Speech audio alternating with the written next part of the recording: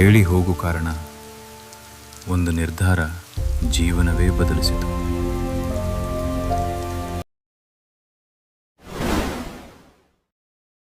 ಅವೆರಡು ನೆರಳು ತುಂಬ ಹೊತ್ತಿನಿಂದ ನಡೆಯುತ್ತಲೇ ಇದ್ದವು. ದಣಿವು ಅಡರಿಕೊಂಡಿದ್ದಿರಬಹುದಾದರೂ ಹೆಜ್ಜೆ ಸೋತಿರಲಿಲ್ಲ. ಅವನು ತನ್ನೆರಡೂ ಕೈಗಳನ್ನು ಪ್ಯಾಂಟಿನ ಜೇಬಿನಲ್ಲಿರಿಸಿಕೊಂಡಿದ್ದ.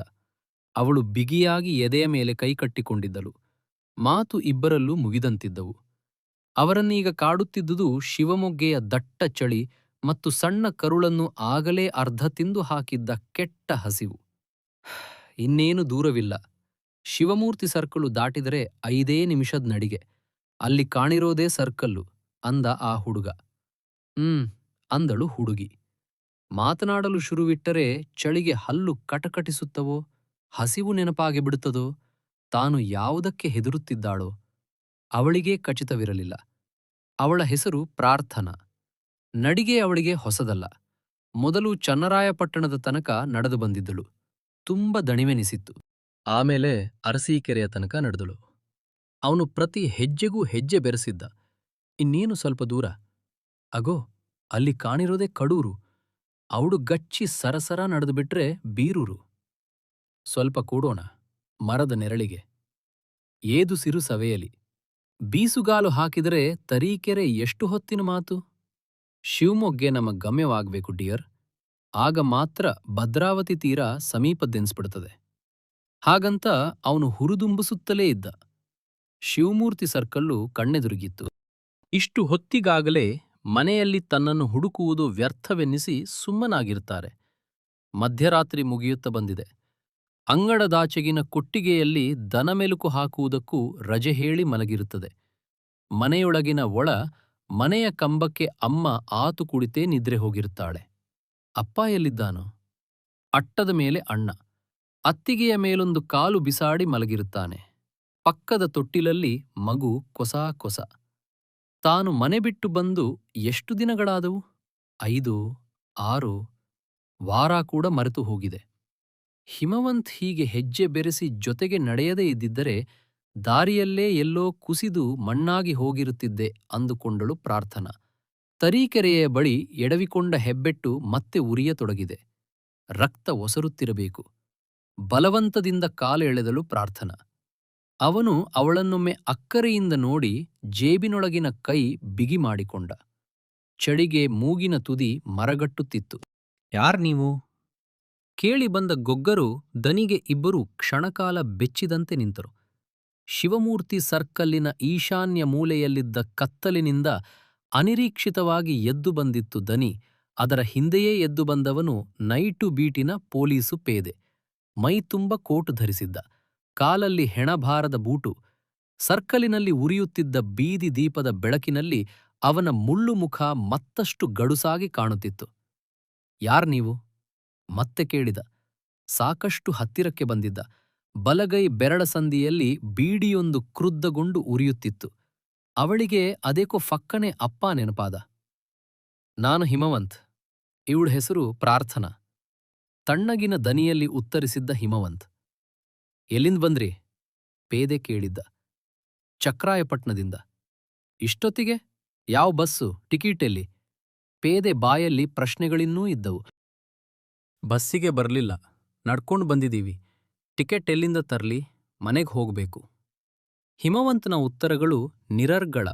ಮುಳ್ಳು ಮುಖದ ಪೇದೆ ತನ್ನ ಕವಳಿಕೆಗಳಲ್ಲೆಲ್ಲ ಆಶ್ಚರ್ಯ ತುಂಬಿಸಿಕೊಳ್ಳುತ್ತಿದ್ದ. ಚನ್ನರಾಯಪಟ್ಟಣದಿಂದ ನಡೆದು ಬರುವುದೆಂದರೇನು? ತಲೆಗಿಲೆ ಕೆಟ್ಟಿದೆಯಾ? ನಂಬುವ ಹಾಗಾದರೂ ಹೇಳಬೇಕು ಸುಳ್ಳು.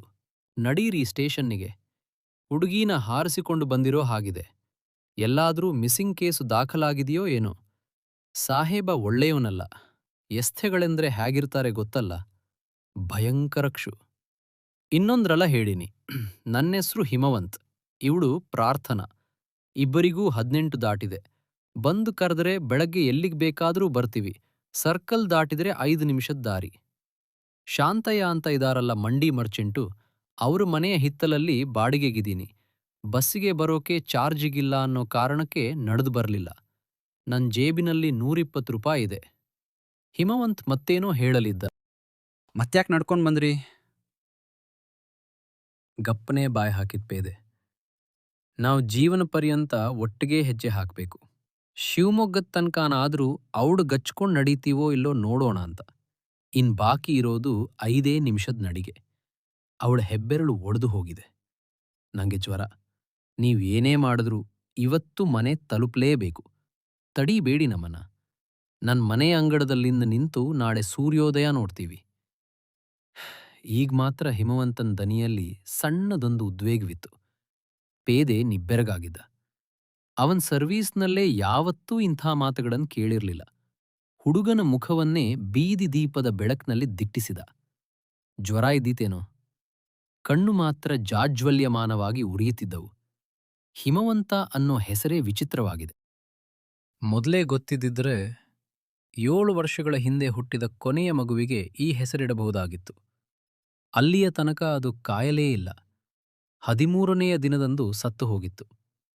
ಅದಕ್ಕೂ ಜ್ವರವೇ ಅಲ್ಲವೇ ಬಂದದ್ದು? ಪ್ರಾರ್ಥನಾಳ ಕಾಲು ನೋಡಿದ. ಹೆಬ್ಬೆರಳು ಒಡೆದು ನೆತ್ತರು 2ನೇ ಬೆರಳಿಗೂ ಹರಡಿತ್ತು. ಅವನಿಗಿಂತ ಹೆಚ್ಚು ದಣಿದಿದ್ದಾಳೆ. ಪ್ರೇಮಿಗಳಿರಬೇಕು. ಯಾರ ಮನೆಯ ಮಗಳೋ? ಇದು ಮಧ್ಯರಾತ್ರಿ ಹೀಗೆ ಸಿಗುವ ಕೇಸೇ ಅಲ್ಲ. ತನ್ನ ಮಗಳು ಹೆಚ್ಚು ಕಡಿಮೆ ಇದೇ ವಯಸ್ಸಿನವಳಲ್ಲವೇ? ಮಿಸ್ಸಿಂಗ್ ಕೇಸು ಕೂಡ ಕೊಟ್ಟಿರ್ಲಿಲ್ಲ ತಾನು. ಅವಳು ಓಡಿ ಹೋದ ದಿನ ಕೋಣೆಯ ಬಾಗಿಲು ಹಾಕಿಕೊಂಡು ಒಬ್ಬನೇ ತುಂಬ ಹೊತ್ತು ಅತ್ತಿದ್ದ. ಹಿಂತಿರುಗಿ ಬಂದಾಗ ಅವಳು ಹೊಟ್ಟೆ ತುಂಬ ಬಸುರಿ ಅಬ್ಬಾ ಜಾನ್ ಅಂತ ತನ್ನನ್ನು ತಬ್ಬಿಕೊಂಡು ಎದೆಯಗಳಕ್ಕೂ ಅತ್ತಿದ್ದಳು.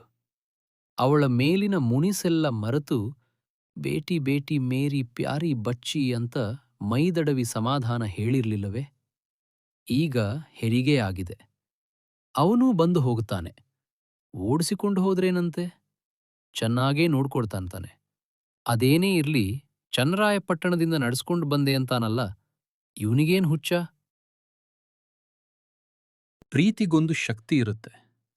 ಅದನ್ನ ಪರೀಕ್ಷಿಸ್ಕೊಳ್ಳೋದು ಹುಚ್ಚೆ ಆದ್ರೆ ನಮ್ಮಿಬ್ರಿಗೂ ಹುಚ್ಚು ಅಂತಲೇ ತಿಳಳ್ಳಿ. ವಿಪರೀತ ಚಳಿ.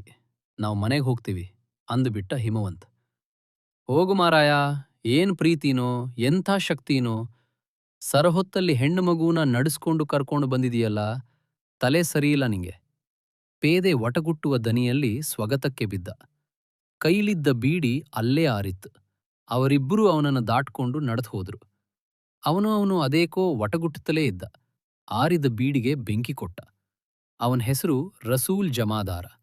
ಮುಂದೊಂದು ದಿನ ಅದೇ ಶಿವಮೂರ್ತಿ ಸರ್ಕಲಿನಿಂದ ಹೊರಟ 3 ಜನರ ಬದುಕು ತಮ್ಮನ್ನು ಯಾರೂ ಊಹಿಸಲಾಗದ ಗಮ್ಮಗಳಿಗೆ ತಲುಪಿಸಲಿದೆ ಎಂದು, ತಾವು 3 ಜನ ತಮ್ಮದೇ ಆದ ವಿಲಕ್ಷಣ ಪಾತ್ರಗಳನ್ನು ನಿಭಾಯಿಸಲಿದ್ದಾರೆಂದು ಆ 3ರ ಪೈಕಿ ಯಾರೊಬ್ಬರಿಗೂ ಆ ಕ್ಷಣಕ್ಕೆ ಅನ್ನಿಸಿರಲಿಲ್ಲ.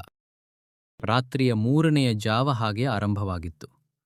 ಅಂಥ ಕತ್ತಲಿನಲ್ಲೂ ಕಿಸೆಯಿಂದ ಬೀಗದ ಕೈ ತೆಗೆದು ಅದನ್ನು ಬೀಗದ ಕಣ್ಣಿಗೆ ಚುಚ್ಚಿ ಕರಾರುವಾಕ್ಕಾಗಿ ಬಾಗಿಲು ತೆಗೆದು ಕೋಣೆಯ ಸ್ವಿಚ್ಚು ಹಾಕಿದ್ದ ಹಿಮವಂತ್ ಬಾಗಿಲಲ್ಲಿ ನಿಂತುಕೊಂಡೇ ಹೆಬ್ಬೆರಳಿನ ಗಾಯ ನೋಡಿಕೊಂಡಲು ಪ್ರಾರ್ಥನಾ.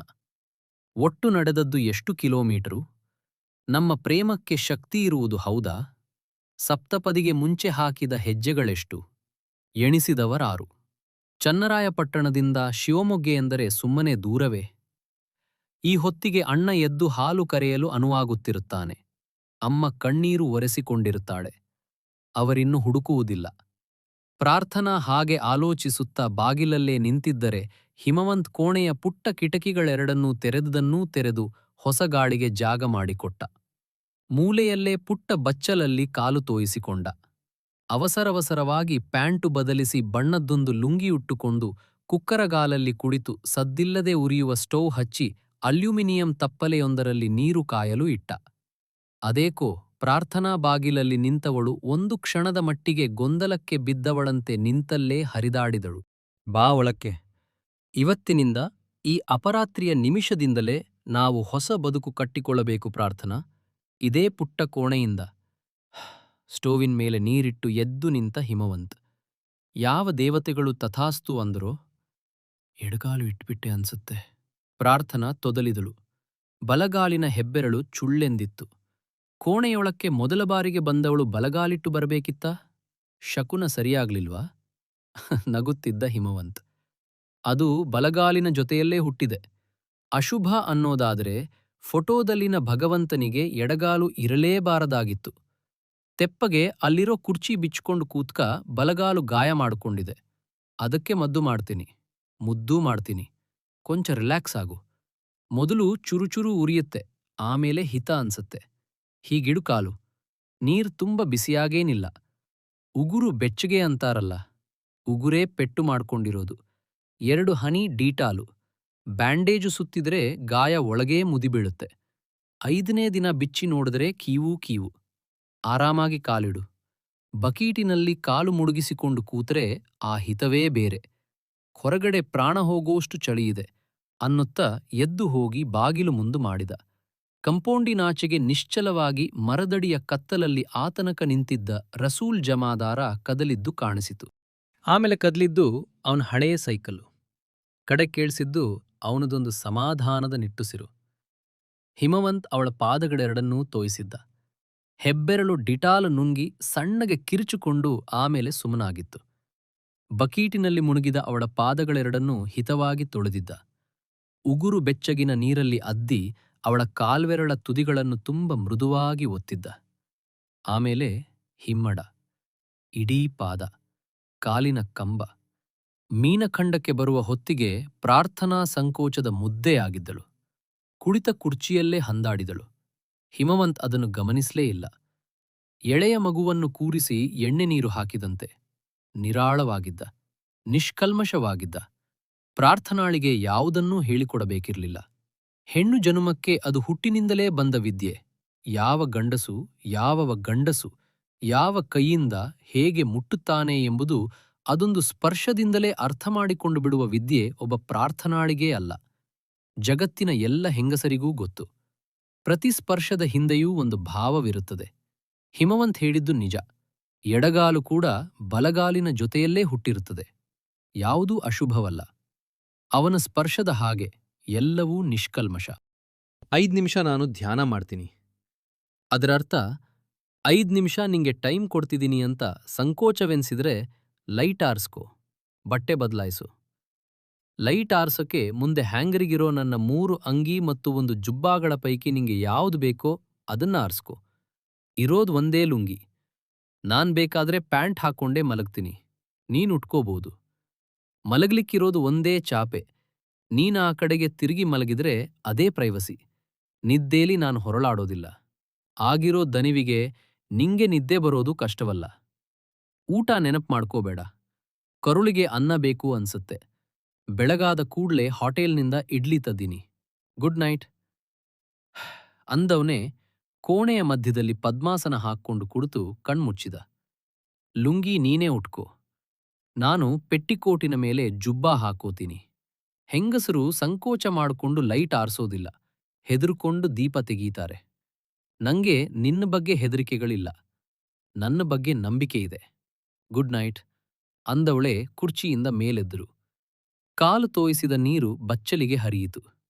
ಅವನು ಬೆನ್ನು ನಿಡಿದಾಗಿಸಿಕೊಂಡು ನೆಲದೊಳಗಿನಿಂದ ಉದ್ಭವವಾದನೇನೋ ಎಂಬಂತೆ ಸ್ಥಿರವಾಗಿ ಕುಳಿತು ಮುಚ್ಚಿದ ಕಣ್ಣುಗಳ ಹಿಂದೆ ಧ್ಯಾನ ದೀಪ ಬೆಳಗಿಸಿಕೊಳ್ಳುತ್ತಿದ್ದರೆ ಪ್ರಾರ್ಥನಾ ಆ ಬೆಳಕಿನಲ್ಲೇ ಸಂಕೋಚವಿಲ್ಲದೆ ಬಟ್ಟೆ ಬದಲಿಸಿದಳು. ಬಳೆ ಪೆಟ್ಟಿಕೋಟಿನ ಮೇಲೆ ಕಡು ಹಸಿರು ಬಣ್ಣದ ಒರಟು ಖದ್ದರು ಜುಬ್ಬ. ತೋಳುಗಳು ತೀರ ಉದ್ದ ಅನ್ನಿಸಿದಾಗ ಮೊಳಕ್ಕೆ ಕಡೆಗೆ ಮಡಚಿಕೊಂಡಳು. ಹೆಬ್ಬೆರಳ ಉರಿ ಕಡಿಮೆಯಾಗಿತ್ತು. ಪಾದಗಳು ಮೃದುವಾಗಿದ್ದವು. 5 ನಿಮಿಷದಲ್ಲಿ ಎಂಥ ಕಂಫರ್ಟ್ ಕೊಟ್ಟುಬಿಟ್ಟ ಹಿಮವಂತ್. ಹಾಸಿದ ಚಾಪೆಯ ಮೇಲೆ ಸ್ವಲ್ಪ ಹೊತ್ತು ಸುಮ್ಮನೆ ಕುಳಿತಿದ್ದಳು. ಕಣ್ಣಲ್ಲಿ ನಿದ್ದೆ ಸುರಿಯುತ್ತಿತ್ತು. ಅವಳ ಸೌಂದರ್ಯಕ್ಕೆ ಆ ಅರ್ಧರಾತ್ರಿ ಕೂಡ ಬೆರಗಾದಂತಿತ್ತು. ಹಚ್ಚಿಟ್ಟ ದೀಪಕ್ಕೆ ಹಾಲು ಬೆರೆಸಿದಂಥ ಬಣ್ಣ. ತನಗಿರುವ ಶ್ರದ್ಧೆಯನ್ನೆಲ್ಲ ಬಳಸಿ ಅವಳ ರೂಪು ತಿದ್ದಿರಬೇಕು ಭಗವಂತ. ಪ್ರಾರ್ಥನಾಳ ಕಣ್ಣುಗಳಲ್ಲಿದ್ದುದು ಸಾತ್ವಿಕ ಚೆಲುವು. ನಕ್ಕರೆ ಅದೆಂಥದೋ ಸೌಮ್ಯ ಕಡೆ. ಒಂದು ಕೆನ್ನೆಯ ಮೇಲೆ ಮಾತ್ರ ಗುಳಿ ನೆಗ್ಗುತ್ತದೆ. ಮುಂದಲೆಯಲ್ಲಿ ಸುಡಿದಿರುಗಿದ ಮಿನ್ನಾಗರಗಳಂತಹ ದಟ್ಟ ಗುಂಗುರು ಕೂದಲು. ಅವಳ ಹುಬ್ಬುಗಳಲ್ಲಿ ಒಂದು ಕಾಡೆನ್ನು ಸರಿದಾಡುತ್ತದೆ. ಕೆಡತುಟಿಗೆ ಮೆತ್ತಿಕೊಂಡಂತಿರುವ ಪುಟ್ಟ ಮಚ್ಚೆಯಲ್ಲಿ ಅದೆಂಥದೋ ಅಮಾಯಕತೆ. ಹಿಮವಂತ್ ಇಷ್ಟಪಟ್ಟಿದ್ದೇ ಅದನ್ನ. ಪಕ್ವಗೊಂಡ ವ್ಯಕ್ತಿತ್ವದ ಹುಡುಗಿಯರಲ್ಲಿ ಈ ಅಮಾಯಕತೆ ಸತ್ತು ಹೋಗಿರುತ್ತದೆ. ಬುದ್ಧಿ ಬೆಳೆಯದ ಸುಂದರಿಯರ ಮುಖದಲ್ಲಿ ತೇಲುವುದು ಅಮಾಯಕತೆಯಲ್ಲ, ದಡ್ಡತನ.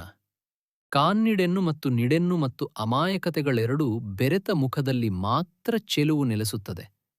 ಹಾಗಂತ ಅವನೇ ಹೇಳಿದ್ದ. ಹಾಗಂದುಕೊಳ್ಳುತ್ತಿದ್ದಾಗಲೇ ಅವಳಿಗೆ ನಿದ್ರೆ.